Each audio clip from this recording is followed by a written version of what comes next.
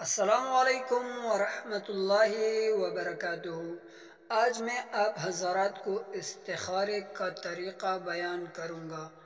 تو استخارے کا ایک مجرب طریقہ یہ ہے کہ عشاء کی نماز کے بعد تازہ وضو کر کے بستر پر لیٹ یا بیٹھ جاؤ اور 3 بار درود مدنی پڑھے، پھر 500 بار الحمدللہ شریف اور 1 بار قل شریف پڑھ کر سینہ پر دم کرے اور روبہ قبلہ دائیں پہلو سو جائے اور یہ نیت کرے کہ اللہ تعالیٰ اپنی کلام مبارک کی برکت سے مجھے وہ خبر دے کہ یہ کام کروں یا نہ کروں۔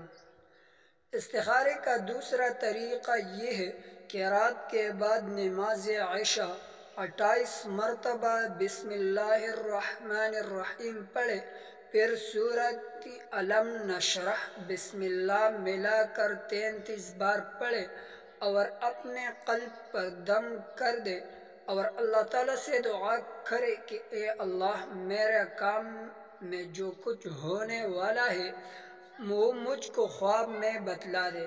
اس کے بعد یہ دعا ضرور پڑھے، اللہم صلی علی سیدنا محمد بعدد معلوم لک۔ اور استخارے کا ایک تیسرا طریقہ یہ ہے کہ 5 مرتبہ سورہ فاتحہ مدنی اول و آخر ایک مرتبہ پڑھ کر سو جائے۔ اس کے ساتھ 6 مرتبہ یا علیم علمنی یا خبیر اخبرنی پڑھے، انشاءاللہ 3 دن کے اندر واضح ہو جائے گا۔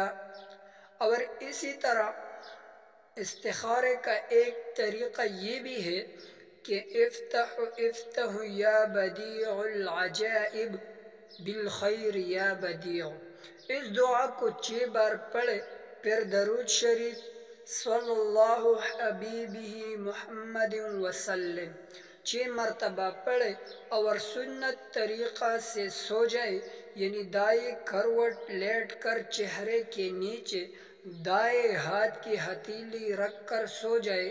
سوتے وقت جو بات معلوم کرنا ہو سے دل ہی دل میں دہرائے، خواب میں یا بیداری میں جو کچھ معلوم کیا گیا منکشف ہو جائے گا۔ نماز والا استخارہ یہ ایسا استخارہ ہے کہ جس میں فوراً جواب مل جاتا ہے، لیکن بہت توجہ اور محنت سے کرنا چاہیے۔ پہلے سے کسی خیال کو دل میں رکھ نہیں چاہیے۔ طریقہ یہ ہے کہ خلوت میں 2 رکعت نماز نفل استخارہ کی نیت سے پڑھے، پہلی رکعت کے بعد دوسری رکعت میں ایاک نعبد و ایاک نستعین کی تکرار شروع کر دے، یہاں تک کہ آپ کا سر دائیں یا بائیں نہ مڑ جائے۔ اگر دائیں طرف مڑا ہے تو کام صحیح ہے، کرنا ٹھیک ہے، اور اگر بائیں طرف مڑا ہے تو کام نہیں کرنا چاہیے۔